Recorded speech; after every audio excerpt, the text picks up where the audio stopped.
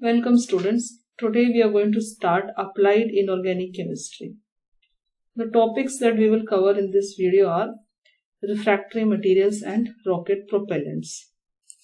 In refractory materials, we have to basically cover borides and carbides. അപ്പോൾ എന്താണ് refractory material നമുക്ക് ആദ്യം നോക്കാം. റിഫ്രാക്ടറി മെറ്റീരിയൽ എന്ന് പറയുന്ന ഒരു മെറ്റീരിയൽ ആണ്. അതിന് ഹൈ ടെമ്പറേച്ചർ വിത്ത്സ്റ്റാൻഡ് ചെയ്യാൻ പറ്റും. അത് നോൺ മെറ്റാലിക് മെറ്റീരിയൽസ് ആണ് ബേസിക്കലി. അതിന്റെ സ്പെഷ്യൽ കെമിക്കലും ഫിസിക്കൽ പ്രോപ്പർട്ടി കാരണമാണ് അവർക്ക് അത്രയും ഹൈ ടെമ്പറേച്ചർ ടോളറേറ്റ് ചെയ്യാൻ പറ്റുന്നത്. They can tolerate up to 1000 fahrenheits. അപ്പൊ നിങ്ങൾക്ക് ആലോചിച്ച് നോക്കുകയാണെങ്കിൽ അതുകൊണ്ടാണ് അവരെ നമ്മൾ ഫർണസിലും റിയാക്ടേഴ്സിലും ഒക്കെ യൂസ് ചെയ്യുന്നത്.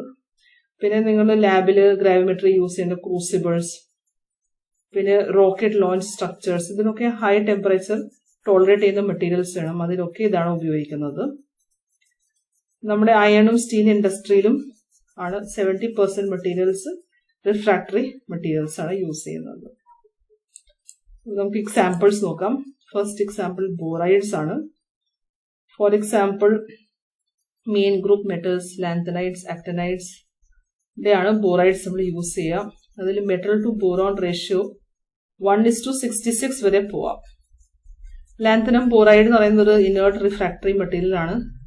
അത് കാഥോഡായിട്ട് വേണമെങ്കിൽ ഉപയോഗിക്കാം in thermionic emission of electrons. അതുപോലെ cobalt borides, general formula COXBY, അതിൽ എക്സും വൈയും എന്ത് വേണമെങ്കിലും ആകാം. These are also refractory materials. Next example ആണ് കാർബൈഡ്സ്. ഇത് സിലിക്കോൺ കാർബൈഡ്സ് അല്ലെങ്കിൽ കാർബൺ ഗ്രഫൈറ്റ് ആണ് റിഫ്രാക്ടറി മെറ്റീരിയൽസ് ആയിട്ടുള്ളത്. ബട്ട് അവർക്ക് നമുക്ക് ഓക്സിജന്റെ പ്രസൻസ് യൂസ് ചെയ്യാൻ പറ്റില്ല. Otherwise they will get oxidise and they will burn. പിന്നെ ടങ്സ്റ്റൺ കാർബൈഡ് അല്ലെങ്കിൽ ബോറോൺ നൈട്രൈഡും റിഫ്രാക്ടറി മെറ്റീരിയൽ ആയിട്ട് യൂസ് ചെയ്യാം. പിന്നെ ഹാഫ്നം കാർബൈഡ്, അതിന് അപ്രോക്സിമേറ്റ്ലി 3800 ഡിഗ്രി സെന്റിഗ്രേഡ് വരെ ടോളറേറ്റ് ചെയ്യാൻ പറ്റും. ആൻഡ് ടാന്റലം ഹാഫ്നം ക്ലോറൈഡ് എന്ന് പറയുന്നത് it has one of the highest melting point of all non compounds, approximately 4200 degree centigrade. So ഇത്രയുള്ള നമ്മുടെ റിഫ്രാക്റ്റീവ് മെറ്റീരിയൽസ്. നെക്സ്റ്റ് നമുക്ക് എടുക്കാനുള്ളത് റോക്കറ്റ് പ്രൊപ്പല്ലന്റ് ആണ്. In rocket propellants we have to take classification with example. അപ്പോൾ rocket propellant എന്ന് പറയുന്നത് ഒരു high oxygen containing fuel ആണ്, അല്ലെങ്കിൽ അതൊരു ഫ്യൂൽ പ്ലസ് ഓക്സിജന്റെ മിക്സ്ചർ ആയിരിക്കും. അപ്പൊ കമ്പഷൻ നടക്കും and large amount of gas is evolve. ആ ത്രസ്റ്റ് കാരണമാണ് റോക്കറ്റ് മുകളിലോട്ട് പോകുന്നത്. അപ്പൊ റോക്കറ്റ് എഞ്ചിനിൽ പ്രൊപ്പല്ലന്റ് നമ്മൾ കമ്പഷൻ ചേംബറിൽ ബേൺ ചെയ്യും and a hot jet of gases is escaped from the nozzle at very high velocity. പിന്നെ എന്ന് പറയുന്നത് rocket propellant is used as a material in rocket or to produce a chemical reaction.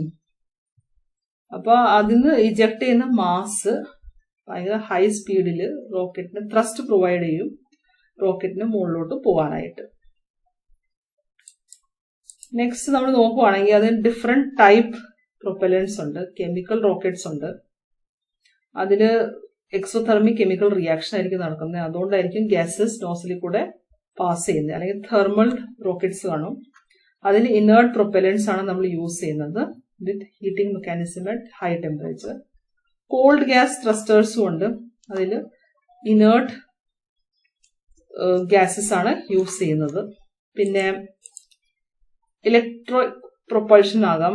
അതിൽ പ്രൊപ്പല്ലൻസ് എന്ന് പറയുന്നത് അയനൈസ് ആയിട്ട് അല്ലെങ്കിൽ plasma form ചെയ്യും, അല്ലെങ്കിൽ ന്യൂക്ലിയർ പൾസ് പ്രൊപ്പൾഷൻ ആകാം. അതിൽ ന്യൂക്ലിയർ എക്സ്പ്ലോഷൻ ആണ് നടക്കുന്നത്. അപ്പൊ നമുക്കതിന്റെ ക്ലാസിഫിക്കേഷൻ വിത്ത് എക്സാമ്പിൾസ് ആണ് ചെയ്യേണ്ടത്.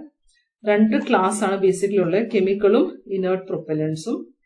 ഇനി കെമിക്കൽ പ്രൊപ്പല്ലൻസ് തന്നെ സോളിഡ് ആകാം, ലിക്വിഡ് ആകാം, ഗ്യാസ് ആകാം, അല്ലെങ്കിൽ ജെൽ ആകാം. So let us look at all of them individually. First നമ്മൾ എടുക്കാൻ പോകുന്ന സോളിഡ് പ്രൊപ്പല്ലൻസ് ആണ്. സോളിഡ് പ്രൊപ്പല്ലൻസിൽ ഓൾമോസ്റ്റ് ഓൾ റോക്കറ്റ് പ്രൊപ്പലൻസിൽ സോളിഡ് പ്രൊപ്പലൻസ് ഒരു ഓക്സിഡൈസറും ഒരു ഫ്യൂലും ഉണ്ടാവും. നമ്മൾ ഗൺ പൗഡർ യൂസ് ചെയ്യുകയാണെങ്കിൽ ഫ്യൂൾ എന്ന് പറയുന്നത് ചാർക്കോൾ ആണ്, ഓക്സിഡൈസർ എന്ന് പറയുന്നത് പൊട്ടാഷ്യം നൈട്രേറ്റ് ആണ്. അവിടെ സൾഫർ നമ്മൾ കാറ്റലിസ്റ്റ് ആയിട്ടാണ് ഉപയോഗിക്കുന്നത്. ബട്ട് കുറച്ച് കഴിഞ്ഞപ്പോൾ 1950s 60s ഒരു high energy solid rocket fuel develop ചെയ്തിട്ടുണ്ട്. അതിൽ അമോണിയം പെർക്ലോറൈഡ് പൗഡർ ഓക്സിഡൈസർ ആയിട്ട് യൂസ് ചെയ്തു. അതുപോലെ അലുമിനിയം പൗഡർ ഫ്യൂൾ ആയിട്ടാണ് ഉപയോഗിക്കുന്നത്. അത് രണ്ടും കൂടെ കൂടിയിട്ട് പോളിബ്യൂട്ടഡൈൻ അക്രൈലോനൈട്രൈൽ അല്ലെങ്കിൽ ഹൈഡ്രോക്സിൽ ടെർമിനേറ്റ് ബ്യൂട്ടഡൈനിൽ ആണ് യൂസ് ചെയ്യുന്നത്. ഇതെല്ലാം കൂടെ മിക്സ് ചെയ്യുമ്പം ഒരു ലിക്വിഡ് മാതിരി ഫോം ചെയ്യും. എന്നിട്ട് അതൊരു കറക്റ്റ് ഷേപ്പിലോട്ട് കാസ്റ്റ് ചെയ്തിട്ട് ഒരു റബ്ബറി സോളിഡ് ആയിട്ട് നമ്മളത് സിന്തസൈസ് ചെയ്ത് എടുക്കും.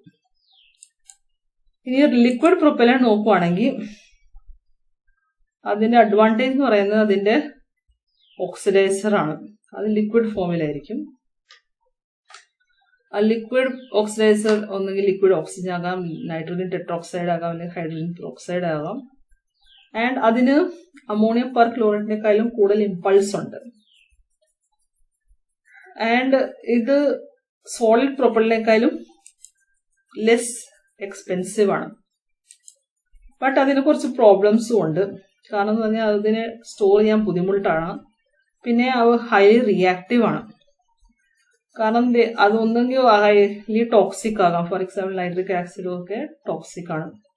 പിന്നെ അതിന് കാർസിനോജനിക് പ്രോപ്പർട്ടീസ് ഉണ്ടാവും. ഫോർ എക്സാമ്പിൾ ലിക്വിഡ് ഓക്സിജൻ, അതിന് LOX വേണമെങ്കിൽ പറയാം. അല്ലെങ്കിൽ അതിന്റെ രണ്ടിന്റെയും കോമ്പിനേഷൻ ആയിരിക്കും. അതിന് ഹൈ ടോക്സിസിറ്റി പിന്നെ ക്രയോജനിക് പ്രോപ്പർട്ടീസ് ഉണ്ടാവും. സോ പല ടൈപ്പ് ഓക്സിഡൈസേഴ്സ് പ്രപ്പോസ് ചെയ്തിട്ടുണ്ട്. ബട്ട് യൂഷ്വലി എല്ലാം അൺസ്റ്റേബിളും എനർജറ്റിക്കും ടോക്സിക്കും ആണ്. For example liquid ozone, trifluorochlorine, tetrafluorochlorine etcetera.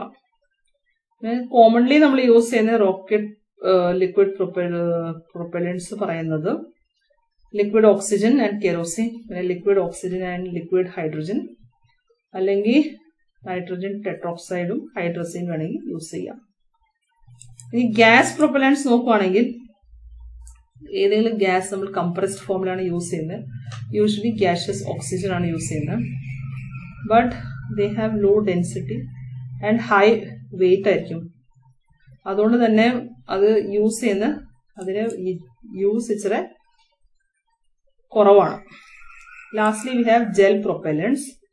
Gel propellants എന്ന് പറയുമ്പോൾ അത് ലിക്വിഡ് പ്രൊപ്പലൻസ് ജെല്ലാക്കി മാറ്റും.